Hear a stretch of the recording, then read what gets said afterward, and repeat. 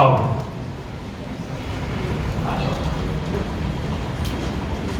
तो इसको देख के लग रहा है ना। तो मुझे जो जानकारी है वो ये है कि देयर इज वन पर्सन जो क्रिकेट इतना अच्छा खेलता हो या बाकी स्पोर्ट्स में इतना अच्छा हो कि वो उस पे करियर बनाने वाला हो, फिर कोई इंजरी हो जाए और उसके कारण उसको पढ़ाई करनी पड़ जाए और वो ऐसे पढ़ाई करे कि डिप्टी कलेक्टर बन जाए। So this itself shows the talent. बाकी कहानी समीर खुद कहेगा। मैं तो इनफैक्ट दिल्ली में था ये जब पहले मिलने आए थे, तो मैं मिल नहीं पाया, फिर इनको अपने होम टाउन जाना था। तो आज अच्छा है हम लोग मिल ले रहे हैं और ये आपको भी कुछ समझा पाए, बता पाए। तो समीर बाकी कहानी तुम बताओ। बैठो। मेरा नाम समीर बड़ा, मैं सूरजपुर जिले से बिलोंग करता हूँ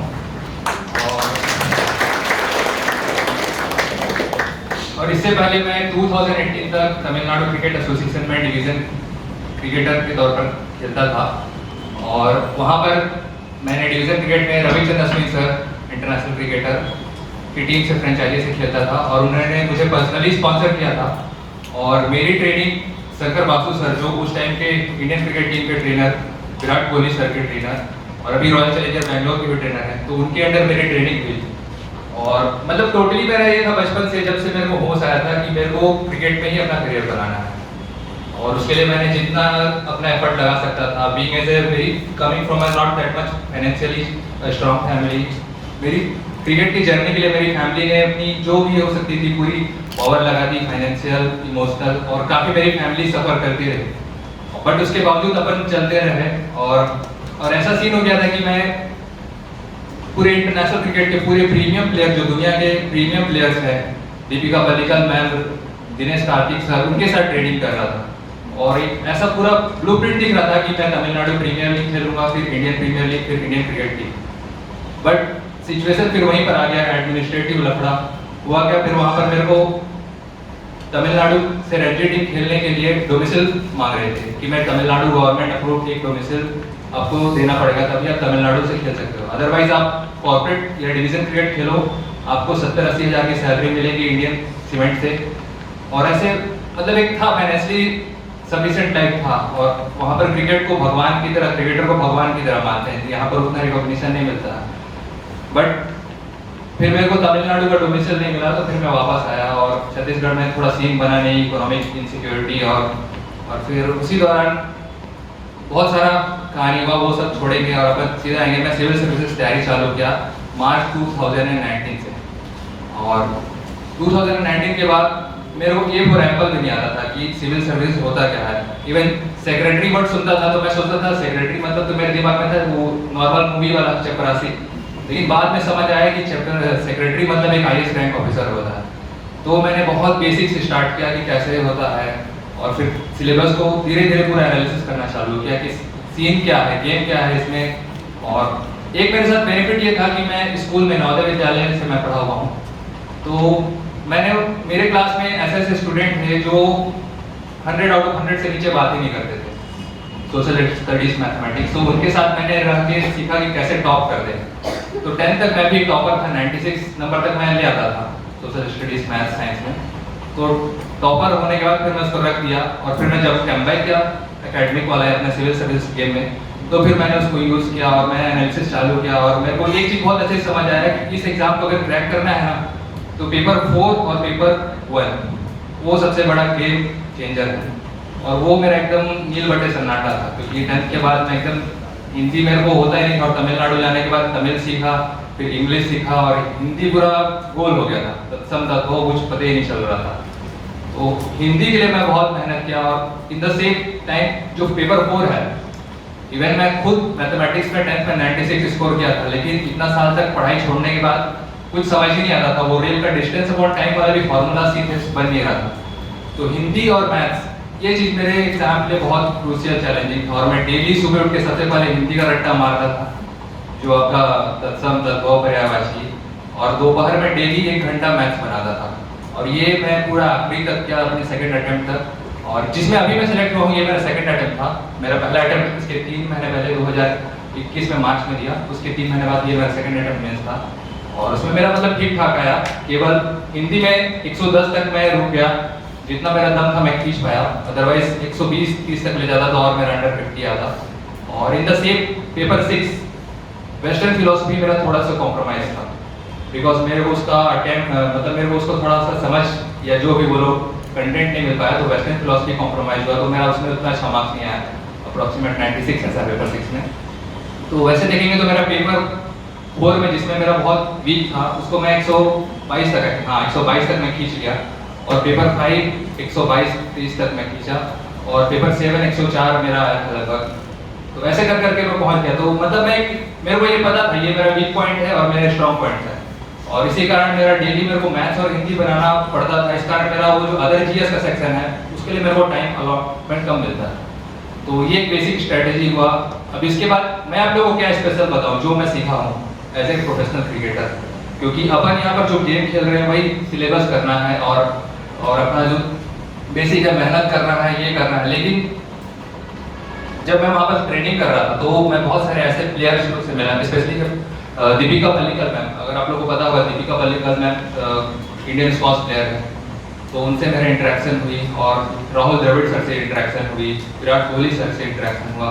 तो उन लोगों से बात करने के बाद समझ आया ना कि जो प्रीमियम लेवल का गेम होता है ना, जितने टॉपर्स होते हैं अपने हर फील्ड में, चाहे माइकल फेल्प्स हो जाए, चाहे जो भी अपने फील्ड गए, वो लोग को कुछ ऐसा पता है ना, या आप बिलियनियर्स बोल लो या सौरभ सर बोल लो या जो भी बोलो, जितने भी सक्सेसफुल पर्सन है ना, उन सबको ना कॉन्शियसली और अनकॉन्शियसली ऐसा चीज पता है जो हम लोग नॉर्मल एवरेज परफॉर्मेंस वाले प्लेयर है, वो लोग हम लोग तुक्का मारते रहते हैं कि ये हिट एंड ट्रायल मेथड से ये होगा सक्सेस पाने का। लेकिन वो लोग इतना कॉन्शियसली चीज़ों को ऑब्जर्व करते हैं और महसूस करते हैं।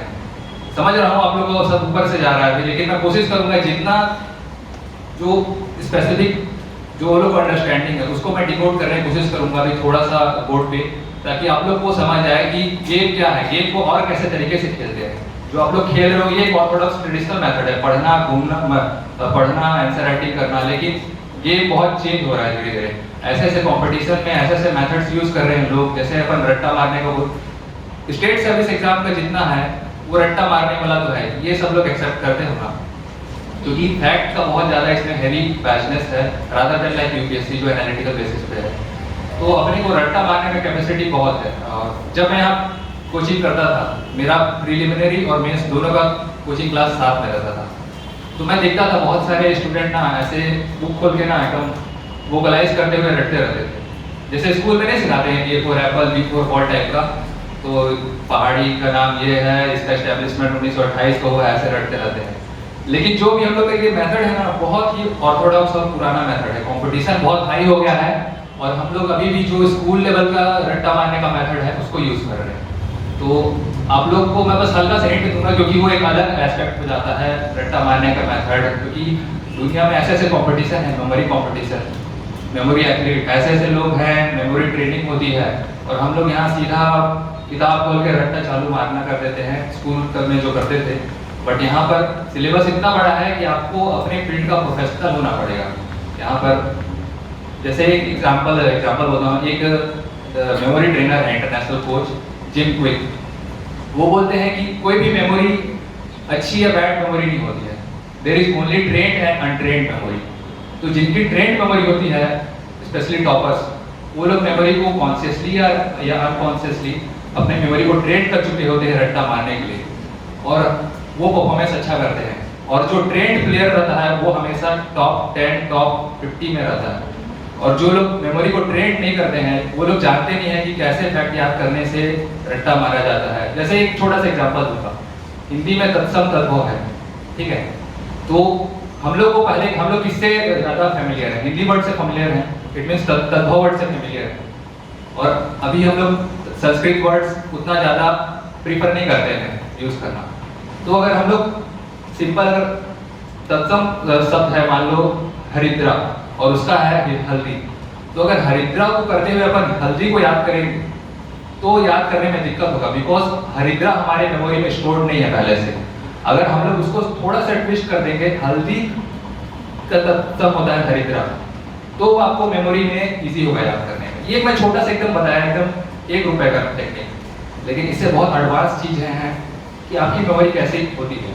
तो मैं कोशिश करूंगा थोड़ा सा एकदम सिस्टमैटिक तरीके से बताने के लिए, ताकि जो मेरा प्रोफिशिएंसी है, एक्सपर्टीज है, जो मैं इतने सारे इंटरनेशनल क्रिकेटर्स या जितने सारे डिफरेंट डायमेंशन के लोगों से मिला हूँ, तो उसको मैं कोशिश करूँगा समझाने का। जिसको लगता है लिख लेना, और जिसको समझ नहीं आ रहा है तो कोशिश करूँगा। मैंने यूट्यूब चैनल भी बनाया है जो मैं अपना जो भी नॉलेज है उसको सीखने का, एट द एंड मैं उसको भी बता दूंगा, लिंक आप लोग देख लीजिएगा। अभी अपन कोशिश करते हैं थोड़ा सा जो अलग वे है गेम को खेलने का, उसको सीखते हैं, ठीक है।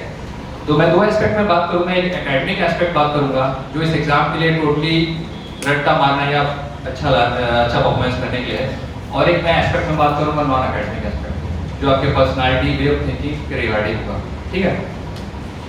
सर ब्लू हमारे पास भी है क्या, ब्लू स्केच?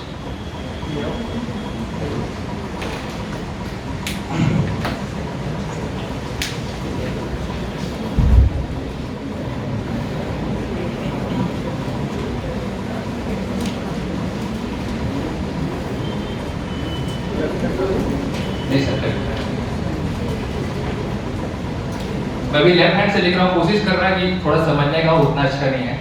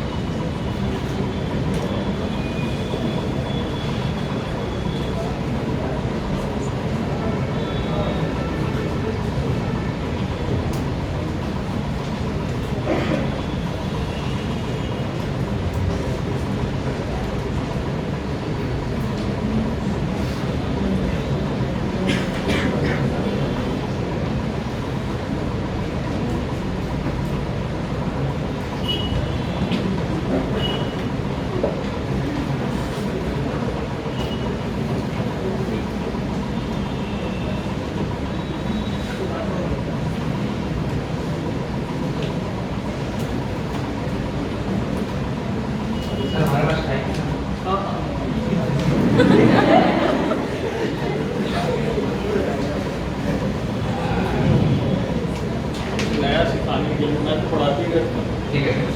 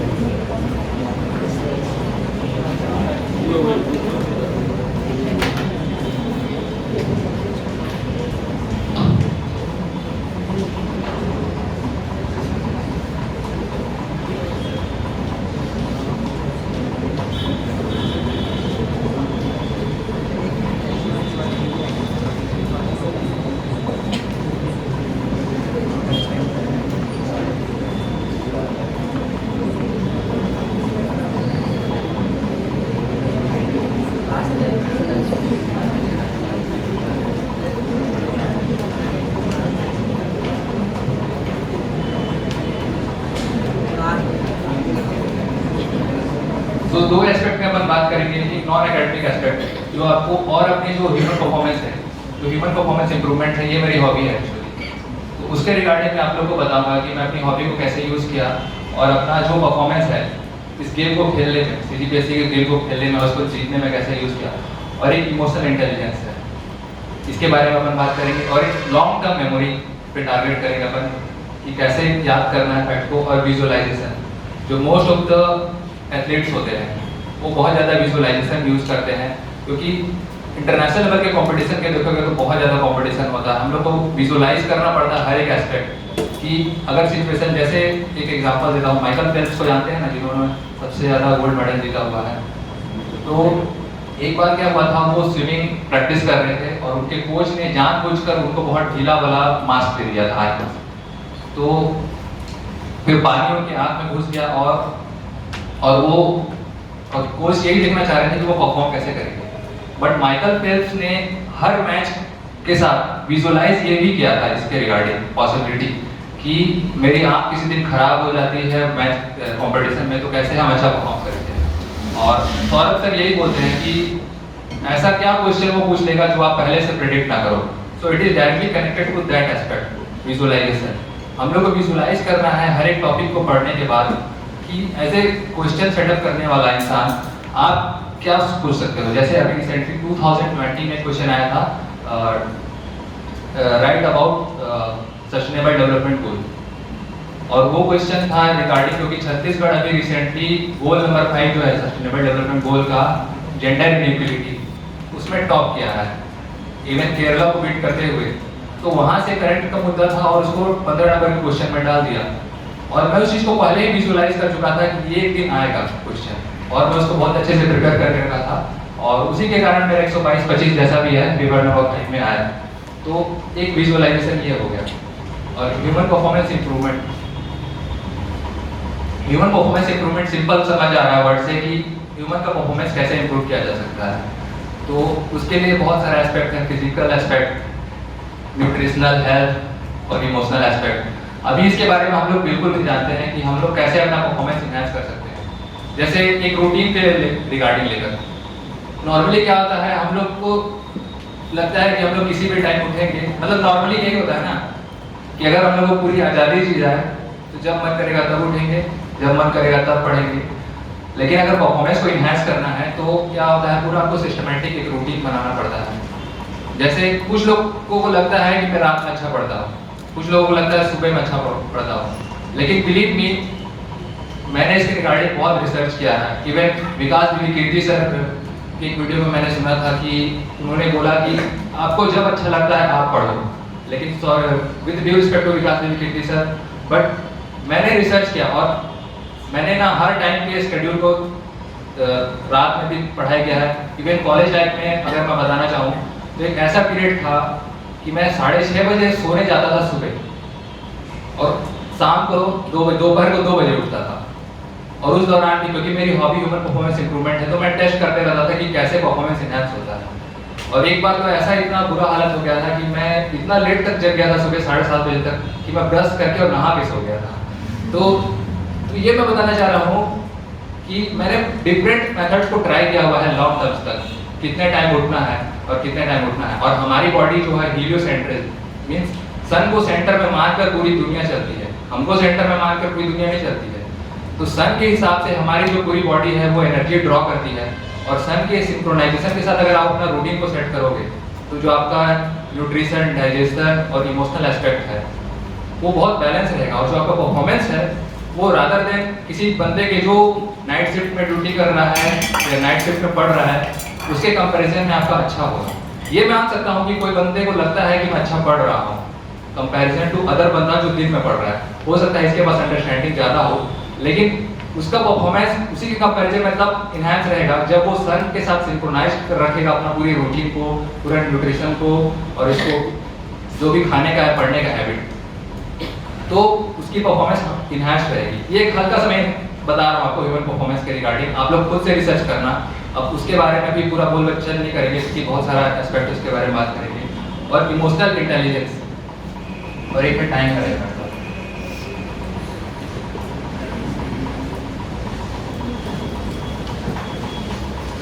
इमोशनल इंटेलिजेंस मतलब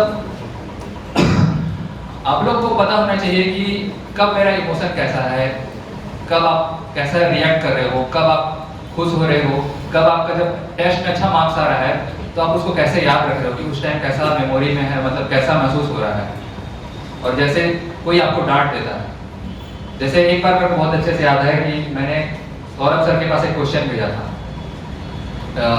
और उस टाइम वो बहुत क्वेश्चन इररिलेवेंट था, कोई मतलब का नहीं था CGPSC से, बट मेरे को लग रहा था उस टाइम, क्योंकि मैं नया नया था, 1-2 महीना हुआ था, न्यूज़पेपर पढ़ा था द हिंदू का, और मैंने क्वेश्चन सर को फॉरवर्ड कर दिया था कि सर IL&FS का क्राइसिस के बारे में बताइए 8 मार्क्स में। तो सर ने बहुत इतना बेकार तरीके से रिस्पॉन्स दिया, क्योंकि इतना बकवास तरीके से था क्वेश्चन ना, बोले ये सब फालतू का आप लोग मत पढ़िए और अच्छे जगह फोकस करिए, सही कंटेंट पे, CGPSC के सिलेबस को फोकस करिए। कोई नॉर्मल बंदा होता तो गुस्सा होता, बट मैंने क्या किया, मैंने अपने इमोशन को समझा कि सर ने बोला है, और फिर मैं खुद, सर ने बोला है मतलब सर अपने गेम के पक्के खिलाड़ी हैं, तो मैंने महसूस किया कि कुछ जरूर बोलेंगे। फिर मैंने खुद रिसर्च किया पूरे प्रीवियस ईयर के ऐसे क्वेश्चन पेपर्स और जितने टॉपर्स के आंसर शीट्स हैं, तब मेरे को समझ आया कि सर जो बताया वो बिल्कुल सही था। IL/FNS का कोई मतलब है नहीं सिलेबस में, हमारा उतना ज़्यादा जो एग्जाम है करंट ओरिएंटेड नहीं रहता है, स्टैटिक बेस्ड पे। जैसे मैंने बताया कि नीति आयोग का रिपोर्ट आया सस्टेनेबल डेवलपमेंट गोल पे, उसमें गोल नंबर 5 में छत्तीसगढ़ टॉप किया, तो वो उस एस्पेक्ट पे नहीं पूछा कि छत्तीसगढ़ ने टॉप क्यों किया है, क्या किया है, उसने सिंपल पूछा कि सस्टेनेबल डेवलपमेंट गोल के बारे में बताइए। तो ये था, आपको इमोशंस को पहचानना पड़ेगा। और इमोशनल इंटेलिजेंस में एक चीज़ और मैं बताना चाहूँगा कि जितने भी टॉप के प्रीमियम प्लेयर्स होते हैं ना, वो अपने इमोशंस को याद रखते हैं। अपने जब लाइफ में कुछ भी अच्छा होता है, जैसे मेरे लाइफ का टॉप का मेरा इमोशन मेरे को याद है, मैंने 10th क्लास में 91.4 परसेंटाइल स्कोर किया था, वो ही मेरे को याद है। और मैंने चेन्नई में डिवीजन क्रिकेट में 7 विकेट लिए था 50 ओवर के मैच में, और उसके विचित्र सर ने अश्विन सर ने मुझे स्पॉन्सर किया। तो उस दिन मेरे को कैसा महसूस हो रहा था। तो अपन क्या करते हैं ना, उस इमोशन को ना रिकॉर्ड करके रख लेते हैं, और जब भी हमारे ज़िंदगी में लोज आते हैं ना, हम अच्छा परफॉर्म नहीं कर रहे हैं, तो उस मेमोरी पे वहाँ वापस जाते हैं और उसको याद करते हैं कि भाई अपने में तो दम है, अपन उखाड़ सकते हैं। ये वाली फीलिंग, जो इमोशनल इंटेलिजेंस, आपको कैसे अपना इमोशन है जो आप रखे हुए हो उसको कैसे यूज़ करोगे, रादर देन कि कोई आया आपको बोल दिया अरे आपको कुछ पढ़ता लिखता है नहीं, और फिर हम डिप्रेस होकर बैठ गए। तो आपको इमोशंस को अपना ना अवेयर होना पड़ेगा कि कैसा आप रिएक्ट कर रहे हो, क्या सिचुएशन है। कोविड के दौरान ये चीज़ मेरे बहुत काम आया, क्योंकि कोविड जब फैल रहा था तो मेरा लास्ट टाइम था, कोचिंग का एंडिंग हो रहा था, उस टाइम पॉकेट चल रहा था। तो उस दौरान कोचिंग से सब लोग वापस जा रहे थे, ऑनलाइन शिफ्ट हो रहा था, और उस टाइम मतलब एक खतरा लग रहा था कि बचेंगे कि नहीं वाला आ ही गया था सबके मन में, जो जो लोग हॉस्टल या पेगेस्ट में रह रहे थे। तो मेरे मन में भी आदत है कि गेम खत्म तो नहीं है अपना। और विकास देवी कीर्ति सर भी वीडियो में कोविड के रिगार्डिंग लगाया था, तो उसमें उन्होंने बताया था कि आइंस्टाइन भी इसी काइंड ऑफ सिचुएशन से गूंज रहा था और प्लेग फैल गया था, तो फिर अल्टीमेटली फिर वो घर चले गया था। बट मैंने फिर रिस्क लिया कि मैं बोला निपटेंगे तो निपटेंगे, लेकिन नौकरी लगा के निपटेंगे, ये वाला सीन था। और मैं रुक गया, और पूरा अपन जैसे भी थे मेस वाले से फ़ोन कनेक्ट करके घुमा के भैया पहुँचा देना यार, मास्क लगा के ऐसे करके। तो मैं घर गया ही नहीं, मैं मतलब मेरे फैमिली वाले भी पूरे परिवार से तरफ से प्रेशर आ रहा था कि बुला लो बच्चों को, क्योंकि कोई नहीं था, बहुत लिमिटेड लोग थे कोविड का शुरू से आखिरी तक, और अपन टिके रहे। और कहीं ना कहीं मैंने रिदम को नहीं छोड़ा, एक रिस्क लिया, कैलकुलेटिव रिस्क, बिकॉज मैंने बहुत अच्छा ना अपनी इम्यूनिटी पे वर्क किया हुआ था, जो भी न्यूट्रिशन एस्पेक्ट होता है, और मेरी जो हॉबी है वो मेरे को तो मेरे पास कैलकुलेटिव डेटा था कि मेरे को अगर हो भी जाता है कोविड तो मेरा गेम तो खत्म नहीं होगा, क्योंकि मेरे को पता था मेरा इम्यूनिटी कैसा है ऐसा। और इसके बाद मैं एक बात करूँगा प्लेसिबो इफेक्ट, ये जो मैंने सीखा है प्लेसिबो इफेक्ट के बारे में। मैं एक मैसेच्यूसेट्स यूनिवर्सिटी या हार्वर्ड यूनिवर्सिटी का एक्सपेरिमेंट है, उसके बारे में बताना चाहूँगा। मेरे को श्योर नहीं है कौन सा यूनिवर्सिटी का है, बट ये एक्सपेरिमेंट है। 2 रैट थे, 2 रैट को टेस्ट किया गया कि कौन तैर पाता है पानी में लंबे समय तक। एक रैट को ट्रेनिंग दिया गया था बाकायदा कि ट्रेनिंग तैरने का ट्रेनिंग, और उसकी हाईएस्ट एफिशिएंसी थी, वो कम से कम 1 घंटे तक पानी में तैरते रहता था, और 1 घंटे के बाद अगर उसको पानी में डुबाया करते थे तो उसकी डेथ होती। और एक रैट था जिसको ट्रेनिंग नहीं दी थी, तो जिस रैट को ट्रेनिंग नहीं दी गई वो 10 मिनट में ही उसकी डेथ हो गई, और जिस रैट को ट्रेनिंग दी हुई थी वो 10 मिनट तक तो आराम से तैर लिया, कोई दिक्कत। फिर एक्सपेरिमेंट को फिर से रीस्टार्ट किया गया, और उसमें क्या किया गया, जिस रैट को ट्रेनिंग नहीं दी गई थी उसको 9 मिनट के बाद ना पानी से निकाल दिया गया। तो फिर उसको रैट को लगा कि 9 मिनट के बाद तो भाई बच जाऊंगा, 9 मिनट तक तो तैर ही लेता। फिर क्या हुआ, वो रैट को फिर से पानी में डुबाया, और इस बार उसको निकाले ही नहीं, और वो रैट उसको उम्मीद में तैरते रह गया पूरे 1 घंटे तक कि मेरे को अब निकालेंगे अब निकालेंगे। तो ये क्या था, प्लेसिबो इफेक्ट। मतलब उसको लग रहा था ऐसा कि मेरे को बचा लेंगे, बट वो उसको ट्रेनिंग भी नहीं मिली थी, बट वो उस बंदे को कंप्लीट कर गया जो उसको 1 घंटे की ट्रेनिंग मिली थी। और यही चीज आपके वैक्सीन में भी यूज होता है, प्लेसिबो इफेक्ट, जिसको किसी को वैक्सीन का शॉट नहीं भी दिए रहते हैं, फेक दिए रहते हैं, पानी बस दिए रहते हैं, वो भी उस बीमारी से ओवरकम हो जाता है। तो हमारे पास ऐसा ऐसा पावर है जो हमको खुद नहीं पता है, उसको एक्सप्लोर करते हैं। और मैं कुछ लेवल तक इस पावर को एक्सप्लोर कर पाया हूँ। जैसे मैं एक एग्जांपल दूंगा, मैं जब क्लास 1 में था तो होली का ऐसे रटवाते थे, होली में ये जलाते हैं वो सब, तो आपको एक बार पढ़ के कभी याद नहीं होता, आपको पूरा ऐसे लाइन बाय लाइन रट्टा मारना पड़ता है। तो मेरे साथ क्या हुआ था ना, मैं एक बार उसको पढ़ा और मैडम मेरे को बुलाई, समीर आओ आप बताओ होली का ऐसे सबके सामने। अब मैं तो, मेरे को मन में था भाई, मेरे को तो याद नहीं है, लेकिन पता नहीं कैसे उस टाइम मेरे को लगा मेरे को कॉन्फिडेंस रखना है भाई, याद है, क्योंकि मैं एक ही बार पढ़ा था और मैं पूरा A to Z सुना दिया वैसे ही। तब मेरे को समझ आया ना कि कुछ अलग चीज़ है, अगर हम लोग एक्सप्लोर करेंगे ना अपनी कैपेबिलिटीज़ को, तो अलग अलग तरीके से अपन कर सकते हैं मेथड्स को। जैसे कुछ लोग रहते हैं जिनका कभी एक्सपीरियंस नहीं रहता है, कभी स्कूल में अपने परफॉर्म नहीं किया रहता है अच्छा, लेकिन पावर सबके अंदर रहता है, वो अपने एक्सप्लोर नहीं किए रहते हैं। और टॉपर्स क्या रहते हैं ना, उस चीज़ को एक्सप्लोर कर लिए रहते हैं जाने अनजाने में, और उस मेथड को यूज़ करते हैं। जैसे वो ट्रेन रेड था, toppers are like that. And जो अंडर परफॉर्मर रहते हैं ना, वो उस रैट की तरह रहते हैं, उनके पास पोटेंशियल रहता है लेकिन उनको ट्रेनिंग नहीं मिली होती। लेकिन आप उसको एक्सप्लोर करोगे, जो मेडिटेशन योगा दुनिया भर की बातें हैं ना, वो यही चीज़ है घूम फिर के आपको अपने पावर के साथ कनेक्ट करने के लिए। जैसे मैं आया था रिजल्ट आने के बाद, तो विद्या मैम से मेरा इंटरेक्शन बहुत हुआ था, और विद्या मैम और मेरे बीच जो बात हुई ना, मेरे को लगा ना विद्या मैम भी उस चीज़ पावर को समझती हैं, और हम लोगों ने काफ़ी इसके रिगार्डिंग बात की, जो एक स्पिरिचुअल एस्पेक्ट बोलते हैं ना पावर का। और लोगों को, इवन मैं भी इस चीज़ पे विश्वास नहीं करता था कि ऐसा कुछ होता है, लेकिन जैसे जैसे मैं रिसर्च किया, बिकॉज मेरी हॉबी जो है ना ह्यूमन परफॉर्मेंस इंप्रूवमेंट, तो इसके कारण मैं काफ़ी बहुत सारी बुक पढ़ता हूँ, अदर देन सिलेबस दुनिया भर की बुक हैं, जो अपने फील्ड के लेजेंड्स हैं उनकी दुनिया भर की बुक पढ़ता हूँ टाइम निकाल के। तो मेरे को फिर धीरे धीरे समझ आया भाई, दुनिया जो है ना बहुत पावरफुल है, स्ट्रांग है, हम लोग बस पहचानने का जरूरत है। और कुछ लोगों को पूरा बात अगर बाउंसर भी जा रहा होगा ना, तो थोड़ा सा कोशिश करना, एक समय के बाद आप लोग समझोगे, अभी नहीं तो आने वाले समय में, कि गेम खेलने का ना और तरीका है।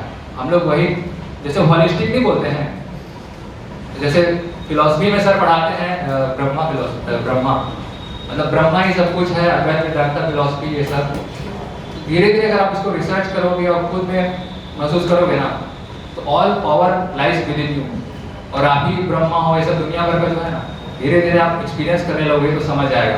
बिकॉज मैं ये सब चीज़ को क्यों समझ पाया, बिकॉज क्रिकेट के दौरान मेरी बहुत इंजरी होती थी, और इंजरी ऐसी होती थी ना कि आप चल नहीं सकते हो, आप क्रिकेट खेलने आए हो बट आप फिजिकल डिसेबिलिटी के कारण कर भी नहीं पा रहे हो, तो जो फीलिंग होती है ना, खाना रखा हुआ है सामने और खा भी नहीं सकते आप, तो उस दौरान जो इमोशनल एस्पेक्ट पे टॉर्चर में झेला था ना, वो मेरे को अपने परफॉर्मेंस को और अपने आपके पोटेंशियल को एक्सप्लोर करने में काफ़ी मदद किया।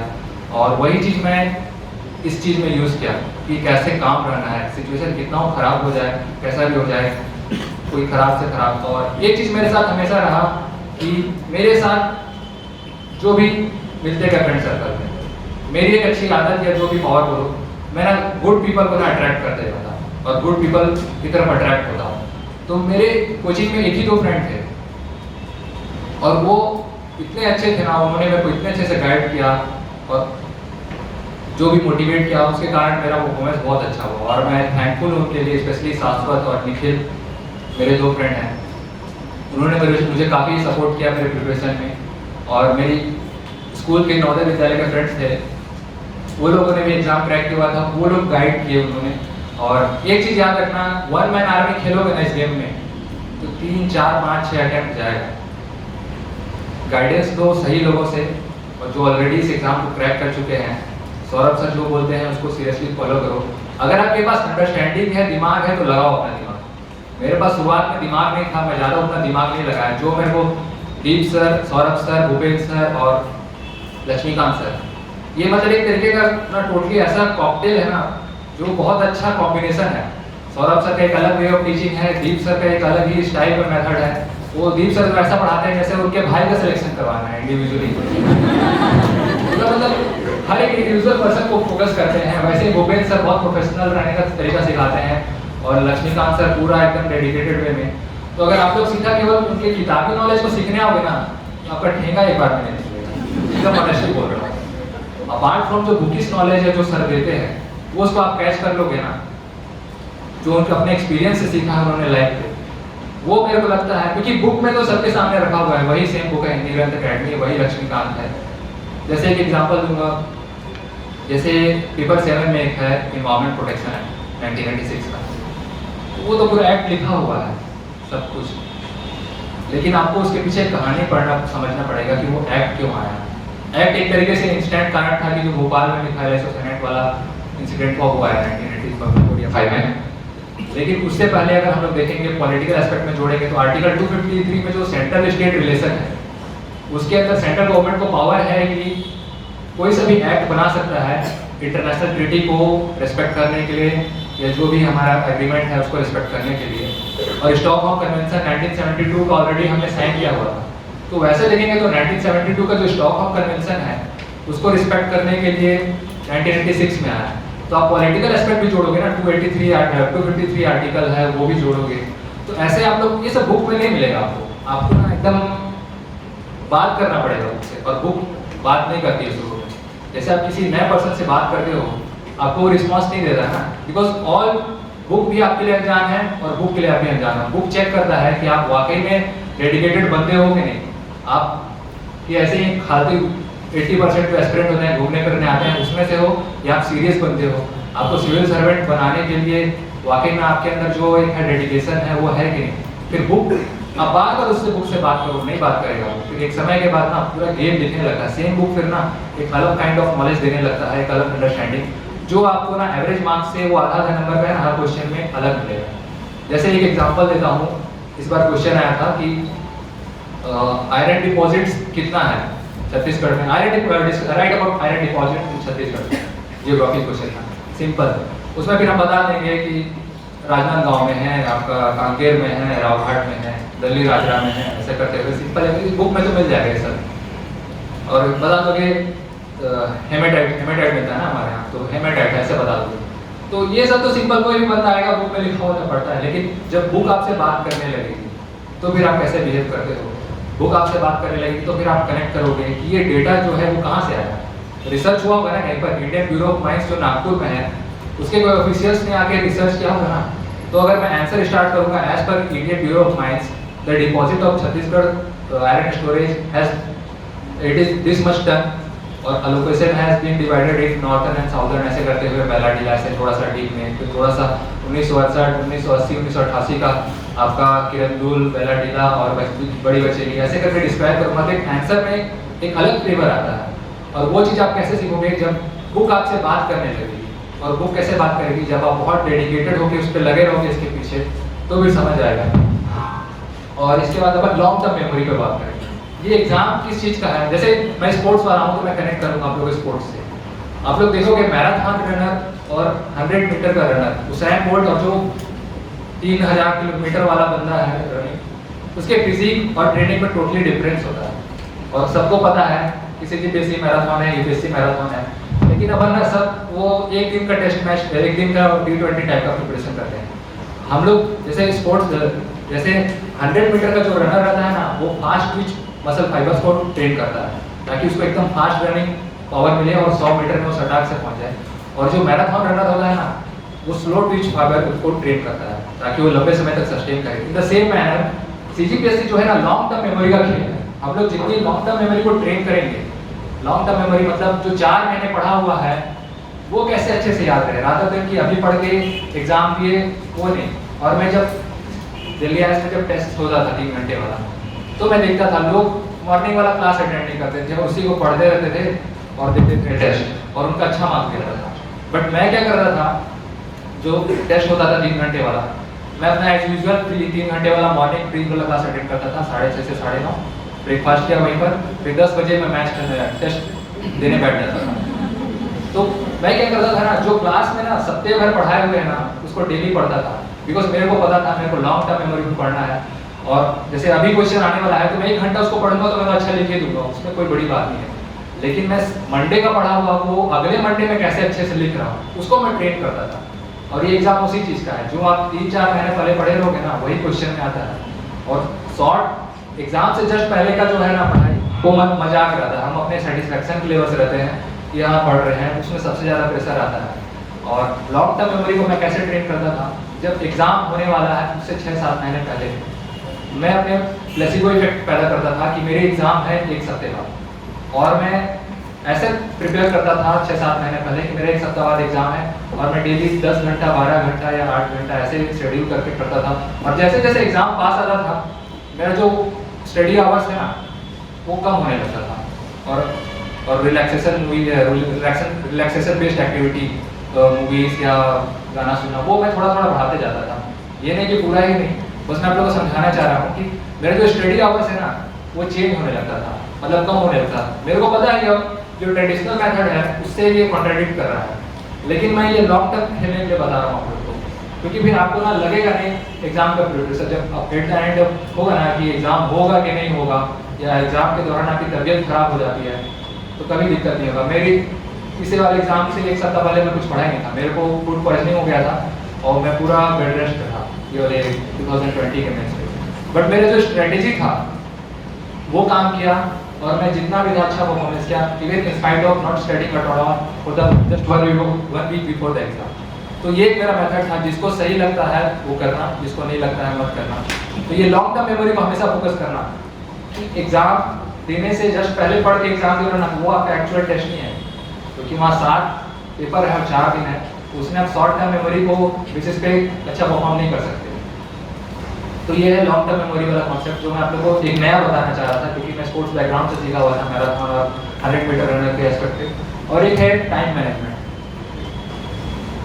जब असेंबली लाइन का डेवलपमेंट हुआ इंडस्ट्रियल रेवोल्यूशन के दौरान, तो पता है कि जो फैक्ट्री सबसे ज़्यादा घंटे काम करती थी उसका प्रोडक्टिविटी सबसे ज़्यादा होता था, क्योंकि पूरा एक असेंबली में फिक्स होता था, दिन भर लगे रहे। लेकिन अब सिनेरियो चेंज हो गया।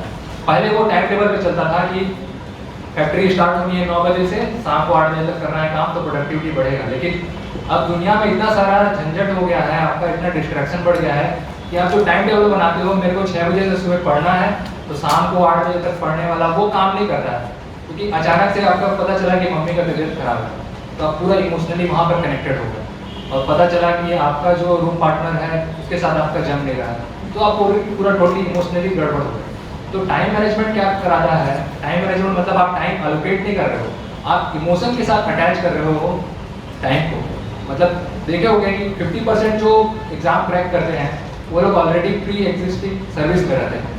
वो लोग क्यों कर पाते हैं? क्योंकि वो लोग टाइम के साथ ना इमोशन को कनेक्ट करते हैं, क्योंकि भाई अगर मैं अभी नहीं किया तो फिर मेरा गेम खत्म। जिसके पास डू और डाई वाला सिचुएशन रहता है ना, वो एक इमोशन को कनेक्ट करते हैं टाइम के साथ। और बाकी लोग जो उस सिलेबस को 1 घंटे में पढ़ना है, वो लोग 15 मिनट में पढ़ के खत्म कर देते हैं और उनसे बेहतर तरीके से करते हैं, क्योंकि these people are connecting the time with the emotion. तो अगर आप लोग को इमोशन के साथ करने नहीं आ रहा है, टाइम मैनेजमेंट वाला कॉन्सेप्ट आप लोग को सीखना पड़ेगा कि केवल टाइम अलोकेट मत करो, इतना घंटा पढ़ना है, पूरे इमोशन के साथ कनेक्ट करो। इस बार मेरे को पढ़ना है क्योंकि मेरा एग्जाम है, इस बार ही मेरे को निकाल के गेम इस साइकिल से खत्म लेना। तो ये मैं आप लोगों को नॉन एकेडमिक एस्पेक्ट बता दिया।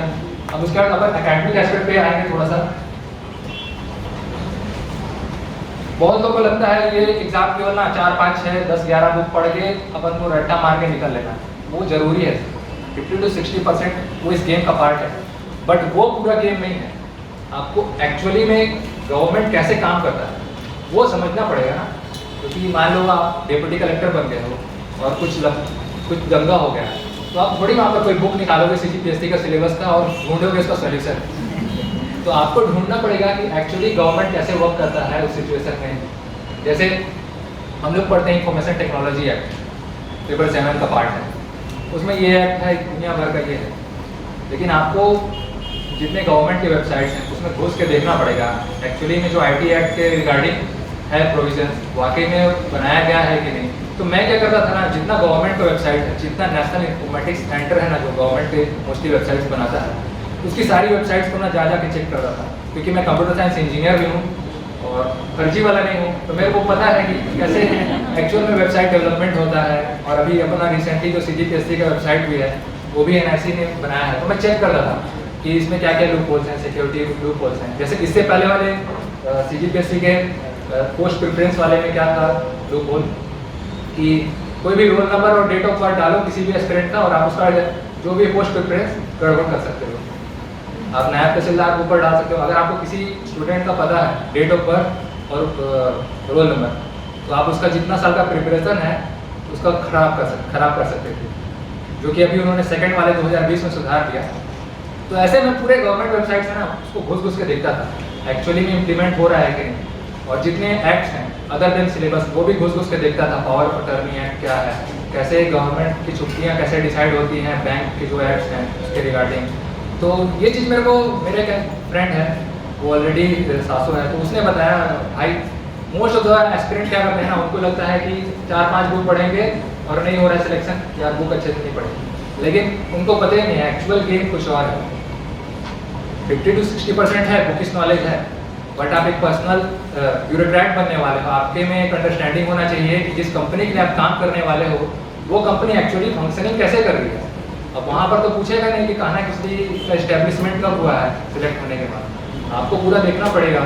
जैसे गोधन न्याय योजना है, बेसिकली बुक में लिखा रहेगा 2 रुपए किलो में खरीद रहे हैं गोबर, 8 रुपए में इसको कंपोस्ट बना के खरीद रहे हैं, लेकिन आपको उसके अदर देन उसके एस्पेक्ट को समझना पड़ेगा ना। एज ए ब्यूरोक्रेट आप कैसे कर सकते हो अगर आप जा रहे हो रूरल एरिया में, तो गोधन न्याय योजना का इम्पैक्ट क्या है, बिकॉज आप ऑर्गेनिक फार्मिंग को प्रमोट कर रहे हो, ऑर्गेनिक फार्मिंग के साथ जो एग्रोलाइट सेक्टर है उससे अर्निंग प्रोवाइड कर रहे हो, एग्रीकल्चर बेस्ड इकोनॉमी को, और भी दुनिया भर के एस्पेक्ट है। आप वुमेन एम्पावरमेंट कर रहे हो, वुमेन सेल्फ हेल्प ग्रुप के को एम्पावर करके प्रोक्योर कर रहे हो, तो ये सब चीज़ को आप लोग को ना टाइम देके सोचना पड़ेगा, रादर देन कि वो 2 रुपए 8 रुपए उसी में फंसे रहते हैं सर। वो भी पार्ट है, लेकिन आपको थोड़ा सा ना दिमाग को खोलना पड़ेगा कैसे काम कर रहा है। और दूसरा फिर अपन आएंगे सिलेबस मेमोरी एलोकेशन। ये थोड़ा सा मेरा एक स्पेशल मेथड है, because I am a computer science engineer, तो मैं आप लोग को थोड़ा सा, जो भी कंप्यूटर साइंस इंजीनियर बैकग्राउंड से होंगे या नहीं होंगे, आप लोग को थोड़ा सा ना एक कंप्यूटर मेमोरी कैसे फंक्शन करता है, उसको हम लोग कैसे यूज़ करेंगे वो मैं आप लोग को सिखाऊंगा। तो सबके पास नोट्स में सिर्फ यही रहता है, या तो लैंडस्केप फॉर्मेट में रहेगा नोट्स, या तो यही पेपर रहेगा। और इस पेपर का कितना कॉर्नर है, 1 सेंटर भी ले रहे हैं, 1 2 3 4 5 6 7 ऐसे, 1 2 3 4 5 6 7। तो ये जो है 1 2 3 4 5 6 7 ये टोटल अपना 7 पेपर को रिप्रेजेंट कर रहा है। तो मैं क्या करता था ना, जब पेपर 1 के साथ नोट्स बना रहा हूँ तो मेरा पेपर 1 का नोट्स मेरा यहाँ पर एलोकेट हो जाता था 1, ठीक है। और पेपर 1 में एलोकेट सेम मैंने, अगर मैं पेपर 7 के साथ डील कर रहा हूँ तो पेपर 7 यहाँ हो जाता था 7। अगर मैं पेपर 7 के पार्ट 1 के साथ डील कर रहा था तो ये हो जाता था 71 नंबर का सब्जेक्ट। इन द सेम मैंने अगर मैं पेपर 3 के साथ डील कर रहा हूँ नोट्स मेकिंग में 1 2 3, अगर मैं मॉडर्न हिस्ट्री डील कर रहा हूँ, modern history sorry Chhattisgarh history deal कर रहा हूँ, तो पार्ट 3 33 नंबर का वो सब्जेक्ट होता था।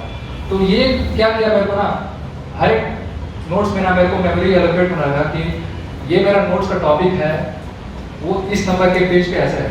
और उसके साथ में इसमें एक और स्पेशलाइजेशन क्या क्या सिलेबस का, क्योंकि जितने टॉपर्स आते थे वो बोलते थे कि सिलेबस को बाय हार्ट करो, ये करो, पूरा अच्छे से करो। तो मैं अपना कंप्यूटर साइंस वाला दिमाग और क्या लगाया, मैं हर एक सिलेबस के टॉपिक को मेमोरी एलोकेट कर दिया। जैसे पेपर नंबर 5 है, जैसे ये पेपर नंबर 5 1 2 3 4 5, पेपर नंबर 5 का अगर मैं थर्ड पार्ट मतलब छत्तीसगढ़ ज्योग्राफी डील कर रहा हूँ, तो छत्तीसगढ़ ज्योग्राफी में मान लो पहला टॉपिक है फिजिकल फीचर्स ऑफ छत्तीसगढ़, ठीक है। तो फिजिकल फीचर्स में फिर आएगा उसका एक्सटेंशन, मान लो ये तो सिलेबस का जो है पार्ट पहला टॉपिक हुआ, फिर ये इसका सब टॉपिक है ना एक्सटेंशन, ये तो इसको मैं एलोकेट कर देता था 11 इन द सेम मैनर, ऐसे 12 13 ऐसे करते हुए। और अगर फिर नेक्स्ट नया टॉपिक है वो स्टार्ट हो जाता था 2 से। तो यहाँ पर मेरे फिर ये जो टॉपिक है, जैसे इसका कोई totally sex ratio of Chhattisgarh, literacy of Chhattisgarh, तो मान लो वो 7वें नंबर का टॉपिक है डेमोग्राफिक फीचर्स का 6वां सब टॉपिक, तो उसके लिए हो जाता था मेरा हेडिंग 76। तो 76 कोऑर्डिनेट पे पेपर नंबर 53 के वो मेरा होता था सेक्स रेशियो ऑफ छत्तीसगढ़। तो मैं जो सिलेबस के एक पर्टिकुलर टॉपिक है उसको बहुत ज़्यादा ना मेमोरी एलोकेट कर दिया। जैसे कंप्यूटर में मेमोरी होता है सी ड्राइव, डी ड्राइव में ऐसे एलोकेट कर दिया। तो जब भी मेरे को एक्सेस करना होता था एग्जाम में तो मैं ऐसे एक्सेस करता था, because I was training for the long term memory. तो मैंने ऐसे मेथड बनाया। तो मैं बस एक मेथड बता रहा हूँ कि कैसे आप और इसमें एफिशिएंसी ला सकते हो। फिर आपको कभी कोई टॉपिक छूटेगा नहीं, क्योंकि सीजीपीएससी का सिलेबस मेरे हिसाब से यूनिवर्स का सबसे बड़ा सिलेबस है, पूरा यूपीएससी का घुसा दिए हैं। तो ऐसे करके मैं प्रोफिशिएंसी या क्या बोलना चाहिए एक्सपर्टीज लाया अपना कंप्यूटर साइंस इंजीनियरिंग वाला दिमाग। उसके बाद इवोल्यूशन, आप लोग को इवोल्यूट करना है कि आप इस गेम को जीतने लायक हो नहीं, क्योंकि जितने लोग यहाँ बैठे हो इसमें से अगले बार में अधिक से अधिक 11 या 20 लोग सिलेक्ट हो, ये फैक्ट है। क्योंकि पोस्ट ही इतना है, कुछ नहीं कर सकते। स्कूल जैसा है कि सबको 80% 90% मार्क्स देके पास कर दिए, यहाँ पर कंपटीशन है। तो आपको इवैल्यूएट करना पड़ेगा कि आपका परफॉर्मेंस जो है सही ट्रैक पे चल रहा है। और उसके लिए बीच बीच में सर बताते रहेंगे कि ऐसे करने से आपका परफॉर्मेंस अच्छा है। जैसे सर एक बात बोले थे कि जो एक्चुअल में परफॉर्म कर रहे हैं, प्रिपरेशन कर रहा है, वो पूरी दुनिया से संन्यास ले लिया है। मतलब अननेसेसरी जगह पे अपना टाइम वेस्ट नहीं कर रहा है, अननेसेसरी वे में सोशल मीडिया में दूसरों के कमेंट पे कमेंट नहीं कर रहा है, दूसरे के पोस्ट को नहीं कर रहा है, एंटरटेन नहीं कर रहा है। तो अगर आप ये कर रहे हो ना अभी भी जो सर बता रहे हैं उसके अपोजिट कर रहे हो, तो आप समझ जाओ कि आप गेम में अपने आप को पीछे करते जा रहे हो। जैसे आप अपना इवेल्युएट करने का और मेथड बताऊंगा, अपना यूट्यूब का प्लेलिस्ट देखना, प्रीवियस हिस्ट्री। अगर आप CGPSC से रिलेटेड ही वॉच वीडियो कर रहे हो, वीडियोस को वॉच कर रहे हो, तो आपको समझ आने लगेगा कि हाँ मैं इस गेम में हूँ। लेकिन देखना 80 to 90% स्टूडेंट का वही होगा कि वो टी सीरीज का गाना आया है उसको देख रहे हैं, कोई कॉमेडी चैनल का देख रहे हैं। तो जिनका ये है ना हिस्ट्री में, तो समझ जाना कि आप गेम से बाहर हो पहले से। आपको बहुत मेहनत करना पड़ेगा गेम में आने के लिए, क्योंकि आप अभी मेंटल एस्पेक्ट पे उस लेवल पे डेवलप नहीं हो पाए हो, डिमांड को समझ नहीं पाए हो, और आपकी जो प्रेफरेंसेस हैं वीडियोस या एंटरटेनमेंट को चॉइस के लिए, आप देखोगे कि जो एक प्रोफेशनल लेवल का ब्यूरोक्रेट होता है वो ऐसे मुन्नी बदनाम इस टाइप का गाना कभी सुन ही नहीं सकता। वो एकदम सूदिंग कामिंग टाइप का म्यूजिक सुनेगा, क्योंकि उसको पता है कि मैं सूदिंग और काम म्यूजिक सुनूंगा तो मेरा जो प्रोफेशनल लेवल का टेंशन है वो रिलैक्स होगा। तो ऐसा आपको समझना पड़ेगा अपने डिजिटल एस्पेक्ट के लाइफ को, अपना सोशल एस्पेक्ट के लाइफ को, आप किसके साथ इंटरेक्ट कर रहे हो, आपको समझ आने लगेगा कि आपका इवैल्यूएशन कैसा है। टेस्ट जो होंगे मल्टीपल चॉइस क्वेश्चन टेस्ट, उसमें आपको समझ आने लगेगा कि मैं परफॉर्म कर पा रहा हूँ कि नहीं। और एक चीज़ मैं बताना चाहूँगा, ये अगर मैथ्स में पढ़ते हैं प्रोबेबिलिटी को कैसे यूज करना है इस एग्जाम में, स्पेशली प्रीलिमिनरी एग्जाम में क्रैक करने में। मैं देखा मोस्ट ऑफ द टॉपर और बहुत सारे लोग क्या करते हैं, जितना आया उतना बनाए, जो नहीं बन रहा है छोड़ दो। ये 60 to 80% बच्चे लोग ऐसे ही करते हैं। मैं भी शुरुआत में उन्हीं बच्चों में से था। फिर मैं दुनिया भर के टॉपर्स का इंटरव्यू देखा ना, तो फिर उन्होंने वो स्ट्रेटेजी बार बार बोलते थे, तो मेरे को समझ नहीं आता था स्ट्रेटेजी है क्या। फिर मैंने एक मैम का वीडियो देखा था, मेरे को मैम याद नहीं आ रहा है, उन्होंने बेसिक किया था, तो उन्होंने बताया कि आपको तुक्का मारने का अपना स्ट्रेटेजी बनाना पड़ेगा कि आप कैसे, कितने क्वेश्चंस होते हैं जिसमें आप तुक्का मारते हो, उतना आपका एक्यूरेसी है।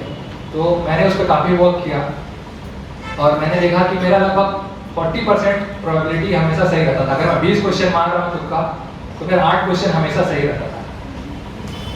तो ऐसे करके आपको तुक्का मारने स्ट्रेटेजी पे, जितने प्रीलिमिनरी टेस्ट होते थे ना मैं फाइनल मैथ से पहले, तो मैं हर टेस्ट के बाद मैं देखता था कि ये कुछ क्वेश्चन ऐसे होते हैं जिसमें मैं सीधा एक ही बार में परफेक्ट साइबर सॉल्व उसमें निकाल लिया उस क्वेश्चन को। और उसके बाद फिर ऐसे क्वेश्चन होते थे जिसमें 2 में डाउट है, तो उसमें मैं ट्राई करता था, क्योंकि उसमें 2 में डाउट है मतलब 1/2 की प्रोबेबिलिटी है। तो मैं देखता था जहाँ पर 1/2 की प्रोबेबिलिटी है तो वहाँ पर मेरा कितना एक्यूरेसी है, और जहाँ पर मेरे को तीनों ऑप्शन में डाउट रहता था मतलब 1/3 की प्रोबेबिलिटी है, तो वहाँ पर मेरा कितना एक्यूरेसी होता था। तो मेरे पास ना प्रीलिमिनरी एग्जाम से ना पूरा मेरा अपने खुद का परफॉर्मेंस का डेटा था, और जब क्वेश्चन टफ आते थे ना तो मैं उस डेटा के हिसाब से तुक्का मारता था और मेरा गेम काम हो जाता था। तो इस चीज़ पे वर्क करना, आप लोग अपना तुक्का मारने का जो स्ट्रेटेजी है उस पर काम करना। और अपार्ट फ्रॉम दैट, और आंसर राइटिंग जो है वो सब आप लोग दुनिया भर के लोग बताएं, उनसे सीख लेना। जो ये मेरा स्पेशलाइजेशन था वो मैं ये बताया आपको, और मेरे तरफ से यही। और मैं थैंकफुल हूँ कि मैं दिल्ली आईएएस को चुना, बिकॉज शुरुआत में मेरे मन में ये भी था कि सेल्फ प्रिपेयर करना है, बट सेल्फ प्रिपेयर करोगे और आपके पास गाइडेंस नहीं है ना, तो आप खींच लोगे दूसरा तीसरा अटेम्प्ट। इसलिए मैं मेरे फ्रेंड्स लोग से मैं डिस्कस किया कि कहाँ जाना चाहिए, तो फिर मेरे को समझ आया, और मैंने 2-3 लोग जो मेरे फ्रेंड हैं ऑलरेडी दिल्ली से किए थे, तो उन्होंने बताया कि इस टाइप का सर बताते हैं। आपको वो नहीं बताएंगे कि क्या लिखना है बहुत ज़्यादा, आपको सर बताएंगे कैसे कि कैसे लिखना है, कैसे आपको क्वेश्चंस को हैंडल करना है, कैसे फ्रेमवर्क बनाना है आंसर्स का। और आंसर राइटिंग भाई उसी का खेल है। एक मेरा फ्रेंड है जिसका पिछले बार प्रीलिमिनरी 120 आया, लेकिन उसका इंटरव्यू कॉल गया, तो उस बंदे को बहुत ज़्यादा दुख हुआ, बिकॉज वो अपना आंसर राइटिंग को इतना इन्हांस नहीं किया था कि उसका नहीं हो पाया। उसके पास नॉलेज बहुत अच्छा था। एक चीज़ और बताना चाहूँगा आंसर राइटिंग में, चेस एकेडमिक एस्पेक्ट है। जैसे चेस का गेम होता है ना, चेस में सबसे मेन इंपॉर्टेंट जो रहता है वो क्या रहता है, किंग रहता है। किंग हारा तो गेम खत्म। तो king is like content. In the same manner king के साथ उसके बाद मोस्ट पावरफुल रहता है क्वीन, इसको वजीर बोलते हैं। और क्वीन जो है वो है प्रेजेंटेशन स्किल।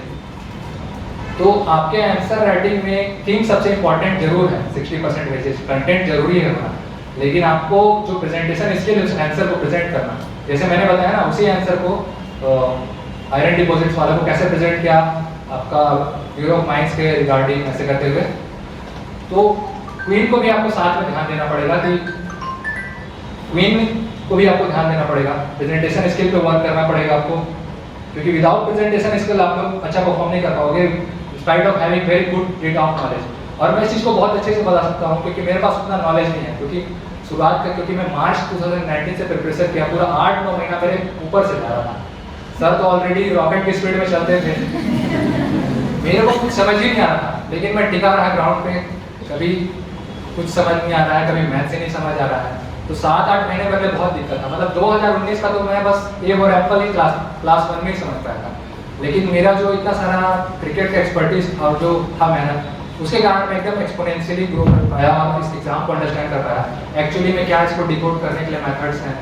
तो मैं थोड़ा सा इस गेम को खेलने का नया तरीका ढूंढा और मेरे परफॉर्मेंस और मेरे जो एक्सपर्टीज है उसको मैंने इसमें ऐड किया और जो पुराने टॉपर्स हैं उनको ऐड किया। तो ऐसे करते हुए मैं इस एग्ज़ाम को क्रैक कर पाया। तो एक चीज़ और बोलना चाहूँगा, हमेशा ट्रूथफुल रहना अपने से। आप लोग को ना गेम क्लियर होते दिखने लगेगा। एक लॉ ऑफ अट्रैक्शन करके कॉन्सेप्ट चलता है, जो अपन ओम शांति ओम वाला मूवी नहीं करते हैं, सारी कायनात वायनात मिलाने, तो जो एक्चुअल में है ना वो लॉ ऑफ अट्रैक्शन वो एक्चुअली में काम कर रही है, बट हम क्या है ना उस लॉ ऑफ अट्रैक्शन को यूज़ करने नहीं करते, क्योंकि हम लोग क्रिकेटर लोग जो है ना पागल टाइप का मेहनत करते हैं, क्योंकि इंडिया में केवल प्लेइंग 11 एक ही टीम बनती है और उसमें से भी फास्ट बॉलर, मैं right arm medium fast bowler, तो केवल अधिक से अधिक 4 फास्ट बॉलर खेल सकते हैं। तो पूरी इंडिया में बस 4 प्लेयर के लिए केवल जूझते रहते थे, मतलब प्रोबेबिलिटी बहुत 0.1 दुनिया बोल लो, और उसके बाद दुनिया भर का वो कॉन्सेप्ट पार्शियलिटी ये सब। तो हम लोग क्या करते थे ना, लॉ ऑफ अट्रैक्शन को बहुत यूज़ करते थे। सचिन सर हमेशा बोलते थे कि अगर आप बहुत डेडिकेशन के साथ मेहनत करोगे ना तो आपके लिए वो अपॉर्चुनिटी क्रिएट होगी, और वैसे ही मेरे साथ हुआ। मैंने इतने डेडिकेशन के साथ मेहनत किया और वो 30 डेप्यूटी कलेक्टर का जो पोस्ट है ना वो क्रिएट हुआ। और ये लॉ ऑफ अट्रैक्शन मैं कैसे समझने लगा, क्योंकि ऐसा इंसिडेंट होता था लाइफ में, क्योंकि मेरे को पेपर वर्क में हमेशा डर लगता था हिंदी का कि मेरा होगा कि नहीं भाई, क्योंकि हिंदी मेरा वीक था। लेकिन जब मैं पेपर देने बैठा ना तो ऐसा लगा कि साला मेरे को जो पता है वही पूछ रहा है मेरे से, या ये हो सकता है कि मैं बहुत पढ़ लिया हूँ, लेकिन मेरे को लॉ ऑफ अट्रैक्शन उस टाइम काम करने लगा। और 7 पेपर में लिखा ना तो मेरे को लिखते वक्त ही समझ आ रहा था भाई अपना तो इस बार गेम हो गया था, काम कर लिया था, लॉ ऑफ अट्रैक्शन समझ में आने लगा। और जब मैं 2019 का इंटरव्यू देके आया तो रेलवे जब मैं ट्रेन से वापस आ रहा था तो मेरे साथ एक ऐसे बंदे की मुलाकात हुई जो ऑलरेडी वो चेतन साहू सर जो 2017 में 4th रैंक है, तो उनके बड़े भाई के साथ मुलाकात हुई वो इंसिडेंटली, और वो ऑलरेडी हिंदुस्तान पेट्रोलियम लिमिटेड के वो बिलासपुर डिवीजन के पूरे वो हैं मैनेजर हैं, मतलब पूरा वही संभालते हैं। तो फिर उन्होंने अपनी जर्नी बताई, भाई मैंने IIT से एमटेक किया, फिर चेतन सर के बारे में बताया, कह रहे मेरा भाई तो खुद 4th रैंक लाया। तो फिर मेरे को समझ आने लगा लॉ ऑफ अट्रैक्शन काम कर रहा है, बिकॉज मैं उनसे क्यों मिल रहा हूँ। और जो भी इंटरव्यू मेरे हो रहे हैं, पूरा मेरा इंटरव्यू ना जो पहला इंटरव्यू था मेरा वो थोड़ा सा क्वालिटी बेस्ड चलेगा, क्वालिटी जो पेपर 3rd है।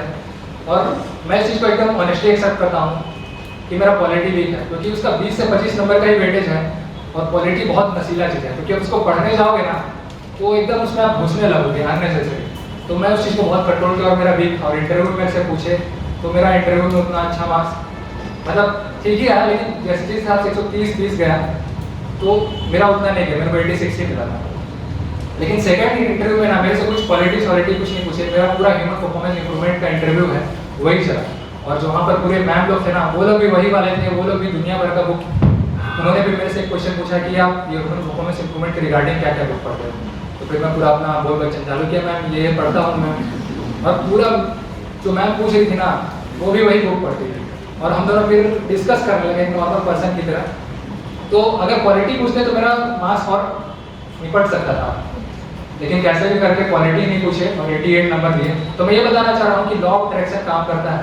आप जब सच्चे डेडिकेशन के साथ ऑनेस्टली मेहनत करोगे ना तो पूरा चीज़ जो है ना कायनात वाकई में आपको कनेक्ट करने की कोशिश करता है आपके कोच के साथ और आपका जो भी है पोटेंशियल उसके साथ। तो ये सब था मेरा नॉलेज, जितना भर का क्रिकेट का एक्सपर्टीज। और आप लोग को ऑल द बेस्ट, और अच्छे से करो मेहनत, क्योंकि सही जगह पहुंच गए हो और मेहनत करोगे और स्मार्टली मेहनत करोगे तो पहला नहीं तो 1.5 अटेम्प्ट में निकाल दोगे।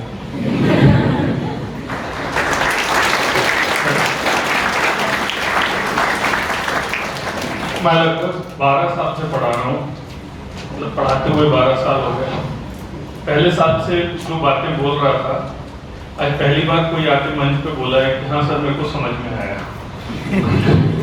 जैसे मैं कहता था पहली लाइन कि आपको ओवर द लाइंस नहीं बिहाइंड द लाइंस पढ़ना है, वो एक भाव था। सिर्फ किताबों से नहीं, चिंतन मनन सृजन, एक लाइन हम कहते हैं ना, अध्ययन तो सब करते हैं, सिलेक्ट वो होते हैं जो चिंतन मनन और सृजन करते हैं कि जो अध्ययन किया वो कैसे यूज होगा। हमेशा कहता हूँ कि get into the shoes of examiner, वो क्या सोचेगा वो आप पहले से सोचने की कोशिश करो। मैं हर बार बोलता हूँ, मुझे लगता है कि कुछ लोग समझते होंगे, कुछ लोग नहीं समझते होंगे, ठीक। हमेशा ये बात कहता हूँ कि आपको अपनी लिमिट को एक्सेल करना है। हर किसी की एक क्षमता है, लेकिन हम पुशअप्स का एग्जांपल देखते हैं, पहले दिन 10 लगेगा पर लोग 1000 भी लगाते हैं। तो वो सारी बातें मेरे ख्याल से पिछले 1-1.5 घंटे में इन्होंने कही हैं, और मैं इस कारण से खुश हूँ कि चलो इसको तो समझ में आया, ठीक है। और सिर्फ समझ में नहीं आया, इसने आज आपको और बेहतर तरीके से एग्जाम्पल्स देकर समझाया, क्योंकि मेरे ऊपर तो हमेशा ही प्रेशर होता है कोर्स भी करवाना है, तो मैं इस तरीके के लेक्चर्स ले नहीं पाता। और इसने जो एक्सपीरियंस किया है, जो किताबें, मैं किताबें ज़्यादा पढ़ नहीं पाता हूँ, तो किताबों में बहुत बड़े विद्वान लोग बड़ी बड़ी बातें लिखते हैं, तो सारी चीज़ें समझने की होती हैं। ज्ञान से बेहतर या ज्ञान के जितना जरूरी ही प्रस्तुति है, वो चेस के थ्रू उन्होंने बताया। तो लगभग वो सारी बातें हैं जो हम अलग अलग समय पर सुनते हैं, मुझसे ही नहीं, आप YouTube में इतने सारे इन्फ्लुएंसर्स हैं, गाइड हैं, सबसे सुनते हैं, ठीक। आज आपने समीर से सुना। मुद्दा ये नहीं कि हम सुनते कितनी बार, मुद्दा ये है कि हम उसको एब्जॉर्ब करके एग्जीक्यूट करते हैं। तो इसका एफर्ट, मेरा एफर्ट, आपका, आपके परिवार का एफर्ट तभी फलीभूत हो सकता है, तभी रिजल्ट दे सकता है जब आप इन सब बातों को एग्जीक्यूट करना चाहें। आपके कुछ प्रश्न हैं, मैं उन पर जो जरूरी है बात कर लेता हूँ। प्री प्लस में साथ में कैसे पढ़ना है, इस पे तो बहुत सारी बातें हुई हैं, है ना, तो इसको जरूरत नहीं है। कितने घंटे पढ़ते थे, कितने घंटे पढ़ सकते हो, उसने तो बताया, बताना चाहोगे? जो लोग घंटे को गिन रहे हैं ना, हाँ, आप लोग का नहीं होगा। अगर आप फुल फ्लेश यहाँ खेलने आए हो ना पढ़ाई का, तो घंटे गिन रहे हो, ऐसा नहीं है मैं 10 घंटा 12 घंटा, जितना मेरा उस दिन का मेंटल और फिजिकल हेल्थ रहता था मैं गिनता नहीं था। मैं पोमोडोरो मेथड यूज करता था, 45 मिनट तक रेगुलर पढ़ता था, फिर 10-15 मिनट का ब्रेक लेके फिर रीड लग जाता था। तो वो मैं गिनता नहीं था मेरा कितना घंटा हो रहा है। मैं एक चीज़ और बताना भूल गया, मैं टू डू लिस्ट मेंटेन करता था। एवरी नाइट को पहले मेरा टू डू लिस्ट बनता है, उस दिन मेरे को ये टास्क कंप्लीट करना है, तो मैं घंटे नहीं करता था, मैं ये टास्क को गिनता था, मेरा टास्क कंप्लीट हुआ है कि नहीं एक दिन पहले। आप जॉब में हो तो आप फिर कोशिश करना जो भी समय मिल रहा है उसको पढ़ना, घंटे बस मत गिनना।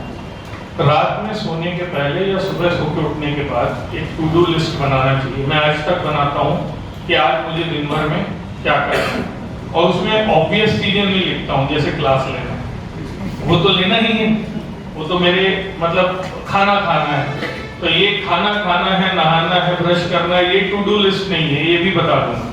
टू डू लिस्ट मतलब वो टारगेट्स जो अचीव करने हैं, वो चीजें जो पेंडिंग नहीं छोड़नी है, जो कल खत्म हो जानी चाहिए। और ये बात मैं भी कहूँ कि जो घंटे गिन रहा है मतलब उसको मजा नहीं आ रहा है, मजा नहीं आ रहा है तो फिर कैसे होगा? आप किसी की बराबरी करके घंटे में पढ़ाई नहीं कर सकते हो ना, आपको अपनी स्ट्रेंथ बढ़ानी पड़ेगी और धीरे धीरे ज्यादा पढ़ना पड़ेगा जितना पिछली बार पढ़ रहे थे उससे, ठीक है। देखो जैसे एक क्वेश्चन आया है, ग्रुप डिस्कशन करना इंपॉर्टेंट है क्या? ग्रुप डिस्कशन किए बिना एग्जाम क्रैक किया जा सकता है क्या? यदि आप पहला प्रश्न पूछ रहे थे तो आपने दूसरी लाइन क्यों लिखी? और यदि आपने दूसरी लाइन लिखी है कि किया जा सकता है क्या, मतलब आप पहले का जवाब नो में चाह रहे थे। आप समझ रहे हो, इस सवाल में ही जवाब छुपा है। सर ग्रुप डिस्कशन करना इंपॉर्टेंट है क्या? तो फिर आप वेट करते कि वो क्या बोल रहा है, हाँ या नहीं। लेकिन आगे आपने हिंट दे दी, क्या नहीं किए बिना भी कर सकते हैं, मतलब आप साबित करो कि सर नहीं करने की जरूरत है। तो कई बार हम सवाल पूछने के लिए सवाल नहीं पूछते हैं, हम वही जवाब सुनने के लिए सवाल पूछते हैं जो हमारा मन है। तो फिर ऐसे समय में मेरे जैसा व्यक्ति तो आजकल बोलने लगा है, हाँ ठीक है हो सकता है, भाई तुम खुश रहो ये चाहते हैं, तो तुम इसमें खुश हो कि नहीं होना है ग्रुप डिस्कशन। तो ग्रुप डिस्कशन अभी इसने अपनी चर्चा के बीच में बताया तो था कि अकेले कठिन हो जाती है जर्नी, साथ हो तो थोड़ा आसान हो जाता है। और कुछ बताना चाहोगे इसमें? तो मेरे विचार से तो जरूरी है। क्या है आपके मन में ब्लॉकेज है कि भाई मेरा किसी के साथ कनेक्ट होता ही नहीं, मैं कैसे ग्रुप डिस्कशन करूं? तो उस ब्लॉकेज को छोड़ो, बजाय इसके कि ग्रुप डिस्कशन छोड़ो, उस ब्लॉकेज को तोड़ना जरूरी है, ये कह रहा हूं। सिलेबस का कैसे अध्ययन किया उन्होंने बता दिया। सिलेबस क्रैक किए बिना एग्जाम क्रैक नहीं होता, यही तो वो कह रहा था, ये तो बताया उन्होंने। Share your strategy.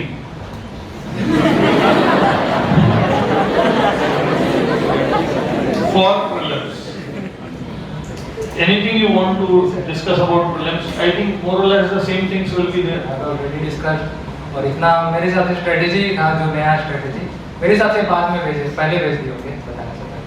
ठीक है, तो प्री के लिए हो, मेंस के लिए स्ट्रेटेजी मोर और लेस सेम है, बाकी प्री की स्पेसिफिक स्ट्रेटेजी तो बहुत लोगों ने शेयर की है। एग्जाम प्रेशर, एग्जाम की दिनचर्या मैनेज कैसे करें, इसको देखो जरा। एग्जाम का जो रूटीन है 4 दिन का रहता है। सुबह 9 बजे से वहाँ पर आपको पहुँचना है। 9 बजे से मतलब आपका पेन चलने लग जाता है, तो आपको एटलीस्ट 8:15 तक तो वहाँ पहुँचना ही है। और फर्स्ट डे तो और पहले पहुँचना पड़ता है 8 बजे। तो कुछ लोग का यही रहता है ना कि एग्जाम के लिए अलग रूटीन रहता है और प्रिपरेशन के लिए अलग रूटीन, और आफ्टर द सिलेक्शन एक अलग रूटीन रहता है। तो जो जिस इंसान की ये तीनों अलग रूटीन है ना, वो प्रोफेशनल लाइफ में भी गड़बड़ करेगा और अपनी जो पर्सनल लाइफ है उसमें भी गड़बड़ करेगा। तो आपको एज ए ब्यूरोक्रेट आपको तो वहाँ 10 बजे 9 बजे के हिसाब से ही तैयारी करना पड़ेगा। तो उस हिसाब से आपको पहले से इस टाइप का रूटीन बना के रखो कि 6-7 बजे आपका पूरा फ्रेश वगैरह हो जा रहा है, और उसके बाद जो भी है ब्रेकफास्ट वगैरह रिविजन करने का टाइम मिलते हुए, तो अलग से मत रूटीन बनाना एग्जाम के लिए। तो फिर आप अपना जो है ना एग्जाम के लिए फिर आप हमेशा 1 महीने पहले डिस्टर्ब हो गए कि यार मेरे को अब उसके लिए करना है। तो अब अपने रिदम में रहो ना, जो करते हैं एग्जाम है। मेरे को सच बता रहा हूँ कि जो 4 दिन का एग्जाम आया गया मेरे को पता ही नहीं चला था क्योंकि मैं 1 सप्ताह तक पूरा मेरे को फूड पॉइजन हो गया था। मैं कैसे गया, दे के आ गया, और इतना मैंने प्रैक्टिस कर लिया था। आप पहले ही प्रैक्टिस कर लो, आपका एग्जाम देने के दौरान आपको कुछ पता ही नहीं चलेगा। आपका बेस्ट परफॉर्मेंस तभी निकलता है ना जब आप अनकॉन्शियसली परफॉर्म करते हो। मतलब आप इतना प्रैक्टिस कर चुके हो कि अब कोई पूछेगा कि वुमेन एम्पावरमेंट के बारे में बताओ, एक क्वेश्चन ऐसे ही आया था एक बार टेस्ट सीरीज में, वुमेन एम्पावरमेंट के बारे में बताओ। मैं फिर एग्जाम लिखने के बाद मैं सोच रहा था मैं उस क्वेश्चन को अटेम्प्ट किया हूँ कि नहीं। मतलब इतना बार मैं उस क्वेश्चन को अटेम्प्ट कर चुका था कि मेरे को याद ही नहीं था कि मैंने उस क्वेश्चन को अभी वाले टेस्ट में दिया है कि नहीं। और मैं देखा एक टेस्ट में जब आंसर शीट आया तो मैंने देखा बहुत अच्छे तरीके से किया। तो एग्जाम के लिए कोई प्रिपरेशन अलग से नहीं होगा उस 4 दिन का, आपको थ्रू आउट हर दिन उसी टाइप का करना है, और आफ्टर सिलेक्शन भी वही टाइप का लाइफस्टाइल रहना है। Exam just face of life है, ये लाइफ नहीं। आपको अपना डेली का सिस्टम ऐसा बना के रखना है कि परफॉर्मेंस अच्छा हो, और बेस्ट परफॉर्मेंस तभी आएगा जब आपका पूरा सिस्टम रूटीन अच्छा रहेगा। रिदमिक रूटीन होना चाहिए। आप ये समझिए कि आप 4 दिन के लिए बायोलॉजिकल क्लॉक की इन्होंने बात की, सन बेस्ड जो है, और मैं भी इस पे एग्री करता हूँ। हालांकि मैं खुद सिर्फ पढ़ाने के लिए सुबह जल्दी उठता हूँ, तो मेरी वीकनेस है, मैं कई बार शेयर भी करता हूँ। लेकिन ये सच है कि यदि आप एक रूटीन बनाकर चल रहे हैं तो एग्जाम में यदि आप रात में जागने वाले हैं और सुबह सोने वाले हैं तो एग्जाम के समय तो आपका दिमाग सो रहा होगा ना। इसको समझने के लिए कोई रॉकेट साइंस की जरूरत थोड़ी है। तो आपका बायोलॉजिकल क्लॉक आप 4 दिन में थोड़ी बदल सकते हैं, लगभग 2-3 महीने लगते होंगे, और फिजिकली मेरे ख्याल से उससे भी ज्यादा लगेगा। 6 महीने में रूटीन सेट होता है। अब आप अचानक से एग्जाम के 1 महीने पहले रात में सोने लगे तो उससे थोड़ी होगा, उससे दिमाग उतना एक्टिवेट नहीं हो पाएगा। और जो इन्होंने बार बार बात कही है उसको ध्यान रखो। मैं हमेशा कहता हूँ कि यदि सीढ़ियों पे उतरते हुए सामने चाय पीते हुए, ऐसे कहता हूँ ना मैं, या मॉल में घूमते हुए आपकी हरकतें कलेक्टर वाली नहीं है तो आपको कोई कलेक्टर क्यों बनाएगा? उन्होंने कहा कि कलेक्टर वो गाना नहीं सुन सकता, भले ही पहले सुनता रहा, लेकिन कलेक्टर बनने के बाद या कलेक्टर बनने की तैयारी के दौरान वो नहीं कर सकता। जैसे मैंने जब ये तय किया कि मैं टीचर ही बनूंगा, तो ये तय करने के बाद से लेकर टीचर बनने के बाद तक मुझे टीचर के व्यक्तित्व को ओढ़ना पड़ेगा, और वो ओढ़ के मतलब वैसे नहीं चल पाएगा ज्यादा दिन तक कि मैं शो ऑफ करूं कि तुम्हारे सामने टीचर रहूं और सड़क पर फिर खिलंदड़ हो जाऊं। मुझे अपने अंदर इसको एब्जॉर्ब करना पड़ेगा ना, टीचर की क्वालिटी इसको पहले रही हो चाहे ना रही हो, टीचर के व्यक्तित्व को, उसमें जो शालीनता है, सभ्यता है, मैं वैसी हरकतें नहीं कर सकता जैसे आम व्यापारी सड़क पर करता है। तो वैसे ही आप ब्यूरोक्रेट बनने वाले हो तो आपको एक नौकरशाह के व्यक्तित्व को अपनी रूटीन लाइफ में उड़ना होगा। आप कॉलेज में क्या रहे हो, उसके पहले क्या रहे हो, उससे मतलब नहीं, लेकिन आपको एक ब्यूरोक्रेट के व्यक्तित्व के अनुरूप अपने आप को ढालना पड़ेगा, उसके व्यवहार के अनुसार बदलना पड़ेगा, ये बहुत जरूरी है। तो इस भी चीज को ध्यान रखो। यही बात कही जा रही थी, याद नहीं होता भैया, तो भैया ने याद करने के तरीके बताए ढेर सारे। याद नहीं होता का मैं एक बताना चाहूँगा, आप रिसर्च करो मेमोरी टेक्निक्स और मेथड्स। कृष्णा चाहल है Guinness world record holder India के मेमोरी ट्रेनर, और उन्होंने बुक लिखी हुई है द आर्ट ऑफ मेमोराइजिंग। उसको पढ़ो और अपना जो है याद रखने वाला पावर वेपन है उसको इन्हांस करो, तो आप लोग को समझ आएगा कि याद रखने के लिए क्या क्या मेथड्स हैं इंटरनेशनल लेवल पे, उसका यूज़ करो और इन्हांस करो अपना रट्टा मारने का पावर। मतलब कोई भभूत नहीं है, कोई वो नहीं है कि यहाँ से हम करेंगे और आप याद करने लगोगे, मेहनत उसमें भी लगेगी। When you study memory methods, तो उन मेमोरी मेथड्स को पढ़ना, फिर उनमें आपके लिए कौन सी कंड्यूसिव है ये खोजना, क्योंकि हर मेथड हर किसी पर एप्लीकेबल नहीं है, और फिर उनमें से अप्रोप्रिएट मेथड चुनना। कई लोग सोचते हैं इतनी मेहनत कैसे करूं, तो भैया ही बता दें। भैया तुम नहीं है ना, भैया ने अपनी स्टडी करके अपने हिसाब की मेथड निकाली, आप अपनी स्टडी करके अपने हिसाब की मेथड निकालिए तो बेहतर होगा। ठीक है, चलो बहुत बहुत धन्यवाद समीर। और जो भी इस वीडियो को अगर अपलोड होता है तो प्लीज़ किसी के मेथड से कंट्रोडिक्ट हो रहा होगा तो प्लीज़ हर्ट मत होना, क्योंकि मैंने टोटली अनयूजुअल टाइप का मेथड बताया है जो मेरा पर्सनल एक्सपीरियंस था। और अगर किसी को इस टाइप का मेथड या कुछ मेरे एक्सप्लोरिंग स्पॉट एक्सप्लोर करना है तो मैंने प्लैनेट विंड आपका यूट्यूब चैनल बनाया है, प्लैनेट विंड समीर, ठीक है, तो उससे कनेक्ट कर लेना मेरा प्लैनेट, तो प्लैनेट विंड सर्च करके देख लेना। और उसमें रेगुलर वीडियोस नहीं आएंगे क्योंकि बहुत सारा काम है और मैं आने वाले समय में ब्लॉकचेन टेक्नोलॉजी पे वर्क कर रहा हूँ, तो उतना मेरे पास टाइम नहीं रहेगा कि रेगुलर बेसिस पे मैं वीडियो डाल सकूँ। तो प्लीज़ बी पेशेंट अगर जिसको वीडियो देखना होगा तो। Thank you. ठीक है, जरूर मेमोरी टेक्निक्स पे आप काम कीजिएगा। ठीक है, तो मैं समीर को सी ऑफ करके आता हूँ।